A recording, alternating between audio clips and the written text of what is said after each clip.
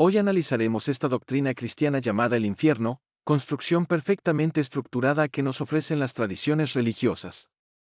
Sí, así como has escuchado, una construcción religiosa que es relativamente tardía. En el Nuevo Testamento no existe ningún tipo de debate o desarrollo discursivo sobre el infierno. Uno de los más grandes teólogos cristianos del primer siglo, el apóstol Pablo, en ninguna de sus epístolas o cartas habla de este tema, y con respecto a los evangelios, existen solo 3 referencias a un castigo eterno. Este desarrollo o construcción del infierno no es anterior al siglo V de nuestra era, sino que después del siglo V, la influencia de muchos líderes religiosos y políticos, le fueron dando forma a este pensamiento que tenemos hoy del infierno.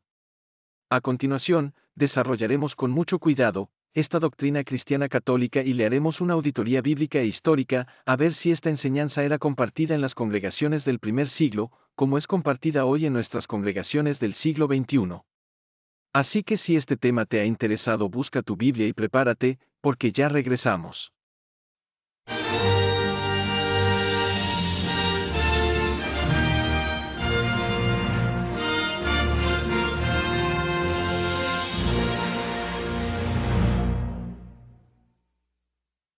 Bienvenidos una vez más a este su canal retornando a las raíces de nuestra fe. En el Antiguo Testamento el pueblo hebreo conocía el lugar de los muertos o sepultura como Seol, leamos en 1 de Samuel capítulo 2 verso 6.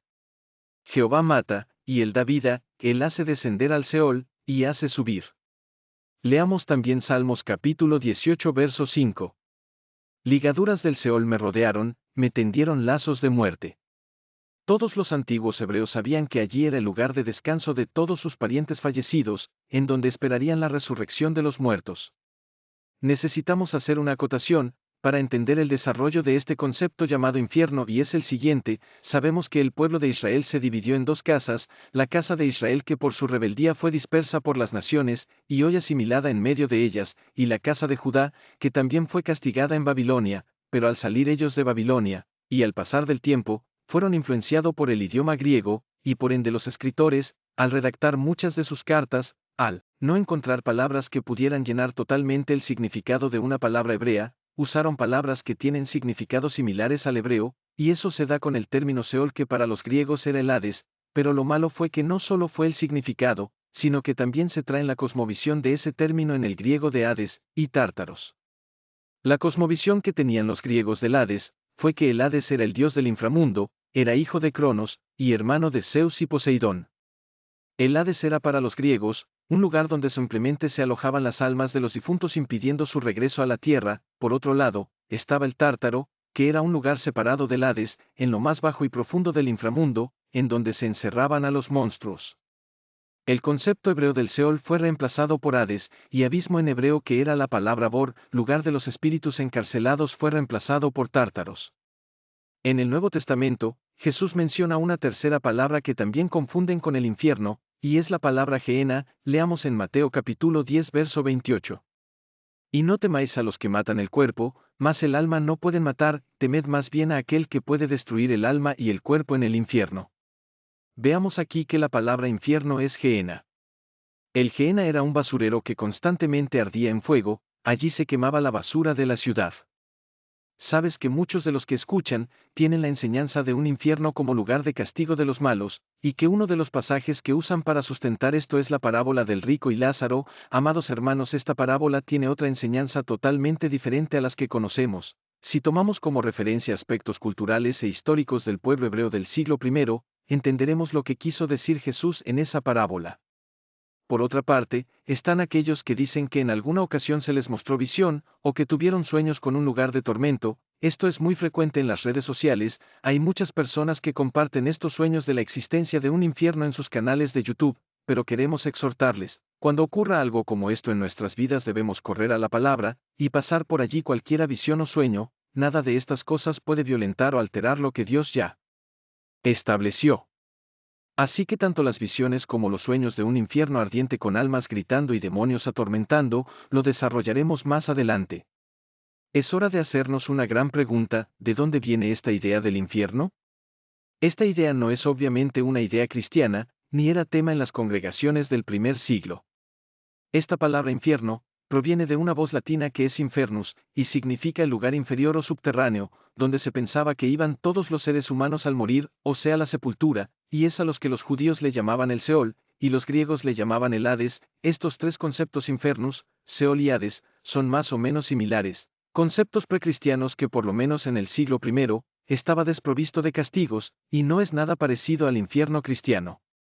Desarrollado progresivamente, a partir del siglo V hasta llegar a su culminación en el siglo XIX, y es el concepto terminado de infierno que conocemos hoy. Este infierno ya desarrollado tiene tres características importantes. Primero, se trata de un lugar de los muertos condenados. Segundo, es un escenario de sufrimiento físico constante que afecta al alma como al cuerpo resucitado. Tercero, es un lugar de condenación eterna. Uno de los constructores y principales responsables de este concepto fue San Agustín, y más adelante en el año 543 en el Sínodo de Constantinopla, que eran los concilios que celebró la Iglesia cristiana en la ciudad de Constantinopla, se oficializa la existencia de ese lugar horrible y de tormento llamado infierno. A finales del siglo VI el Papa Gregorio Magno perfila aún más los detalles macabros de ese infierno, que más adelante en el siglo VII, un obispo llamado Julián de Toledo, termina de dar forma a ese discurso. ¿Por qué a partir del siglo V surge esta nueva forma de infierno?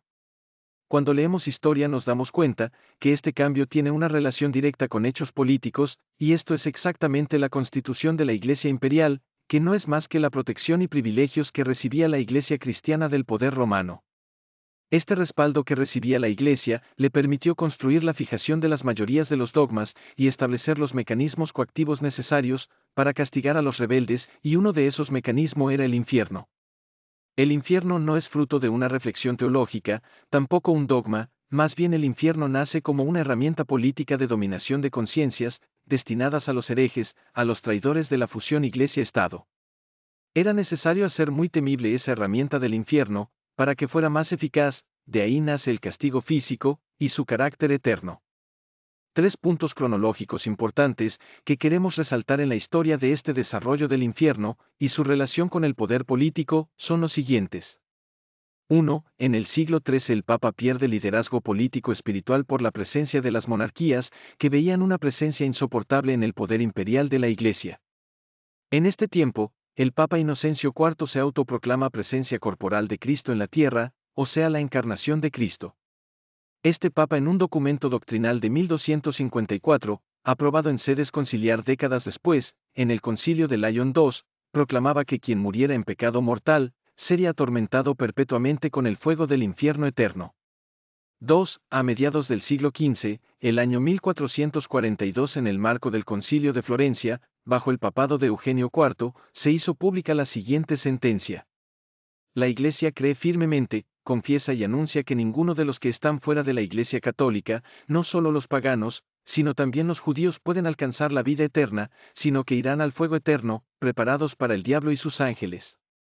3. En el siglo XVI, con el conocimiento de nuevos mundos, la Iglesia se aferra a la idea que fuera de la Iglesia católica no hay salvación, y en este siglo el Papa Pío IV lo creía firmemente, y aprueba una confesión de fe, que decía lo siguiente: fuera de la fe católica nadie puede salvarse.